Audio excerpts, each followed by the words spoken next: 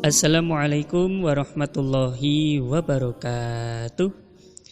Selamat datang kembali saudara-saudaraku. Dalam video kali ini akan kita lanjutkan kisah Nabi Ibrahim, yang mana pada video sebelumnya telah kita ceritakan bahwa Nabi Ibrahim diungsikan ke dalam gua karena saat itu Raja Namrud memerintahkan untuk membunuh semua bayi laki-laki. Kemudian selama di dalam gua Nabi Ibrahim tumbuh dewasa. Lalu ketika kondisi sudah aman, Nabi Ibrahim pun keluar dari gua. Dia kemudian mendapatkan hidayah petunjuk dari Allah Subhanahu wa taala, dan pada usia 40 tahun Nabi Ibrahim pun diangkat sebagai seorang Rasul dan Nabi. Video kali ini kita akan menceritakan kilas balik tentang Raja Namrud. Saudara-saudaraku, Raja Namrud adalah raja yang berkuasa di Babilonia. Dia dinobatkan sebagai seorang raja pada usia 30 tahun setelah ayahnya meninggal dunia. Raja Namrud memiliki sifat yang tamak. Dia gila kekuasaan sehingga membuatnya tidak ingin dilengsarkan dari kerajaannya. Lalu Raja Namrud menobatkan dirinya sebagai Tuhan. Rakyat-rakyatnya harus mau mengakui dia sebagai Tuhan. Bagi rakyat yang mau mengakui dia sebagai seorang Tuhan, maka kebutuhannya akan dicukupi oleh Namrud. Minta makanan, minta rumah, minta emas, minta uang, dicukupi semua oleh Namrud. Dan bagi rakyat-rakyatnya yang tidak mengakui dia sebagai Tuhan akan dipenjara, bahkan akan dihukum dengan hukuman yang berat. Saudara-saudara sekalian, Namrud dengan kekuasaannya yang saat itu sangat luas, dia memiliki penasehat-penasehat dan memiliki pejabat-pejabat terdekat, yang kemudian pejabat-pejabat terdekatnya itu dia sebar ke penjuru kekuasaannya di masing-masing wilayah di kekuasaannya. Kemudian untuk menanamkan doktrin kepada rakyat bahwa Namrud adalah Tuhan, maka pejabat-pejabatnya itu dia perintahkan untuk membuat kuil di masing-masing wilayah kekuasaan mereka.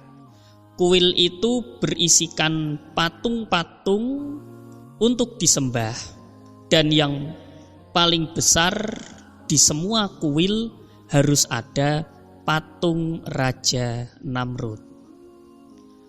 Kemudian semua pejabat melaksanakan perintah beliau, termasuk Azar yang merupakan ayah dari Nabi Ibrahim alaihissalam, juga merupakan salah seorang pejabat dekat Raja Namrud. Dia seorang pemahat patung yang sangat terampil. Semua patung-patung yang digunakan sebagai sarana untuk menyembah Raja Namrud dibuat oleh Azar dan dibuat oleh bawahannya Azar. Azar membuat patung-patung itu disebarkan ke seluruh penjuru kekuasaan Raja Namrud. Kemudian di ibu kota Babilonia itu sendiri, Namrud mendirikan kuil yang paling besar, kuil yang paling megah. Tentu saja kuil itu diisi dengan patung-patung, dan yang paling besar adalah patungnya sendiri.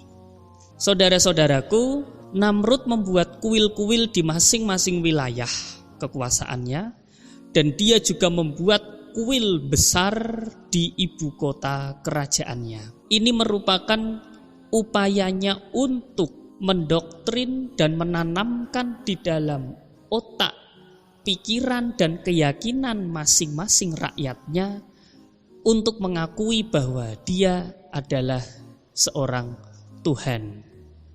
Kemudian penyembahan terhadap patung-patung itu pun terus berjalan dari tahun ke tahun, dari masa ke masa, turun-temurun. Di masing-masing wilayah mereka menyembah patung-patung Namrud.